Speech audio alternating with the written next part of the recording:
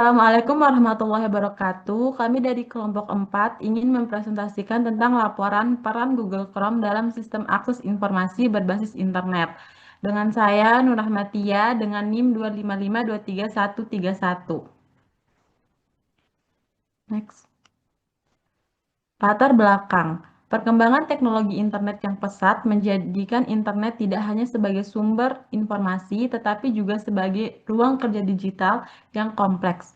Google Chrome adalah website yang rilis pada tahun 2008, kini menjadi browser dengan pangsa terbesar di dunia dan berperan penting dalam membentuk standar pengalaman web global.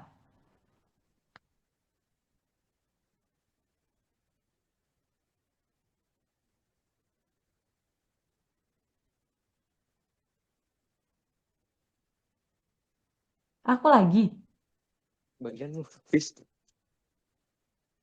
Hafiz. Rumusan baik, kali ini saya yang membacakan, yaitu rumusan masalahnya itu. Oh ya, perkenalkan, nama saya Hafiz Ridha Rahmanuli dengan NIM 255233124. Baik, saya akan membacakan tentang rumusan masalahnya.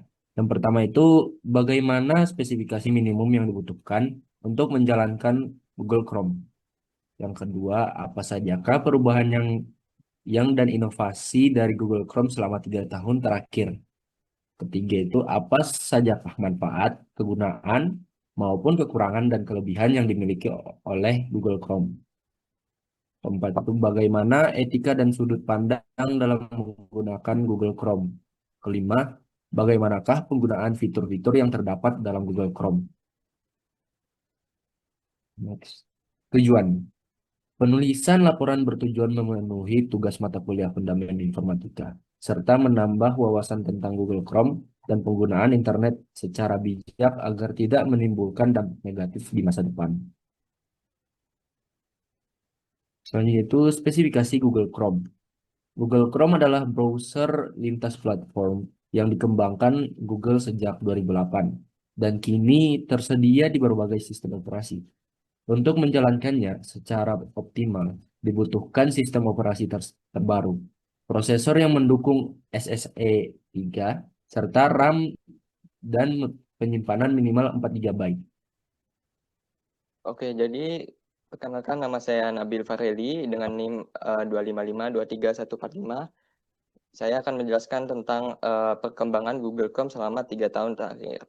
Jadi pada periode 2022 sampai 2025, Google Chrome itu mengalami perubahan pembaruan signifikan.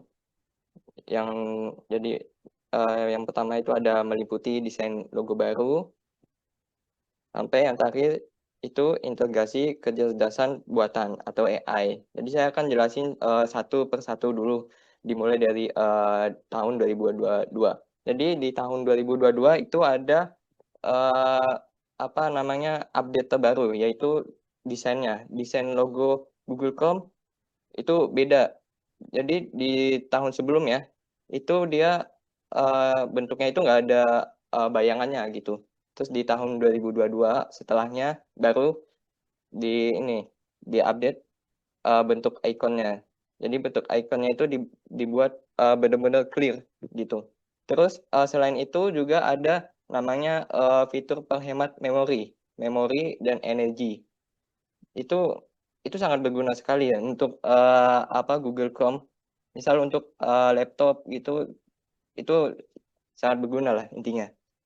Terus lanjut di tahun 2023 itu ada update update berupa tampilan desain lah, tampilan antar muka Google Chrome gitu, dengan material view, pokoknya itu.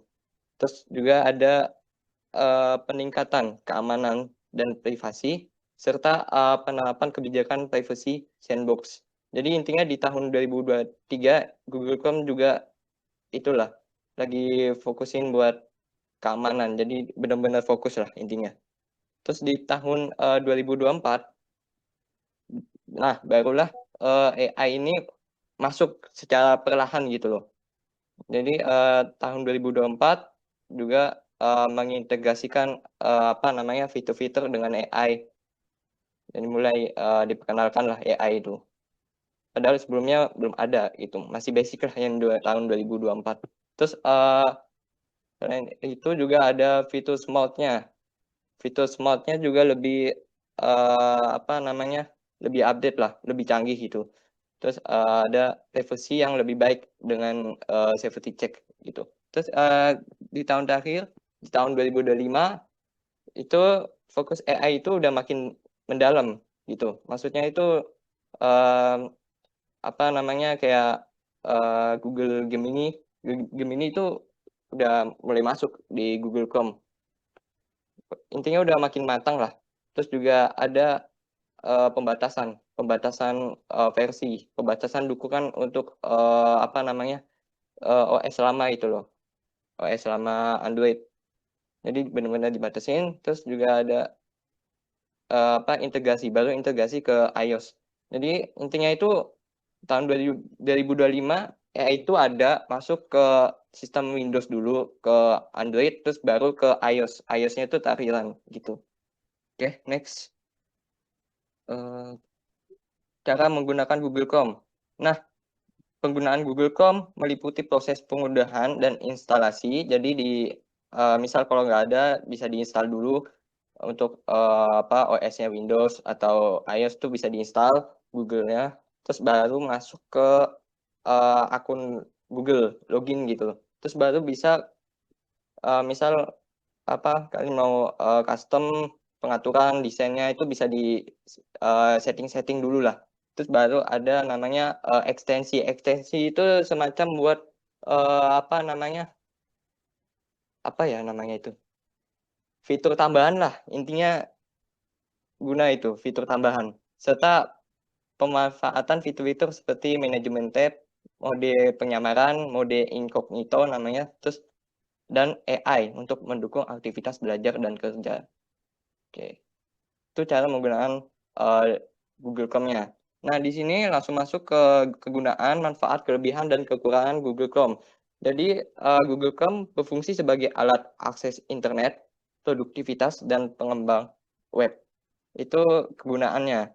Dan untuk manfaatnya, itu ada kecepatan, keamanan, integrasi ekosistem Google, dan dukungan produktivitas. Jadi intinya itu Google Chrome itu sangat bermanfaat lah bagi user, bagi kita semua tuh sangat bermanfaat.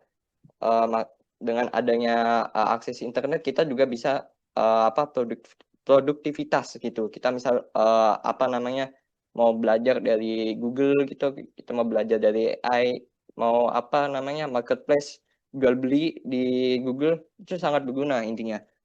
Terus kelebihannya itu adalah antar muka, sederhana dan dukungan ekstensi luas. Sedangkan kekurangannya itu terletak pada konsumsi memori, CPU dan baterai yang lebih tinggi. Ini intinya tiap ada kelebihan pasti ada kekurangan. Nah, kekurangannya itu ya benar ini fakta ini emang RAM-nya lebih tinggi gitu. Oke, langsung masuk ke etika yang akan dijelaskan oleh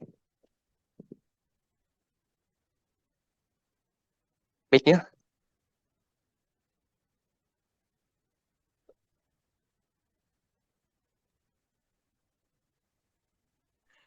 Etika dalam menggunakan Google Chrome. Pengguna perlu menerapkan etika digital dengan menghormati privasi orang lain maupun privasinya sendiri, menjaga keamanan cyber data pribadi, menghormati hak cipta, terus berperilaku sopan di ruang digital, serta menggunakan ekstensi secara bertanggung jawab agar tidak menimbulkan risiko ataupun kerugian di masa yang akan datang. Next. Kesimpulan dan saran. Jadi kesimpulannya Google Chrome berperan penting sebagai media penghubung antara pengguna dengan sistem informasi digital. Keunggulannya terletak pada efisiensi, kenyamanan, dan inovasi berbasis AI, meskipun tetap memiliki tantangan berupa konsumsi sumber daya dan isu privasi data yang sering diretas. Terus untuk sarannya, pengguna disarankan memanfaatkan fitur AI secara kritis, mengoptimalkan fitur penghemat memori, rutin membersihkan cache, serta mengatur privasi dengan baik guna menjaga keamanan data dan performa perangkat.